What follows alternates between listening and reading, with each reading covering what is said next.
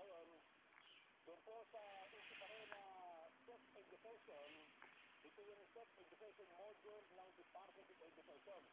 Meron din proposal dito na ito po ang isuri na sa mga public school sa buong bansa dahil sa pressure po naman mula sa ma-influensya ng Catholic Church at mga conservative mga magulang, kung ito po ay nabibitin ang implementasyon para sumaysakla sa curriculum ng mga batang sa pag-aral. Ito din na natin.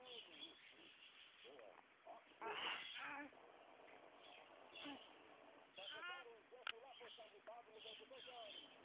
Secretary Lapos, good morning. Magandang umaga. Kayo ba, ang inyong personal na pananaw sa paglilipat po sa mga school calendar from June to September, meron na kayong nabuong bulletin dito kung ano ang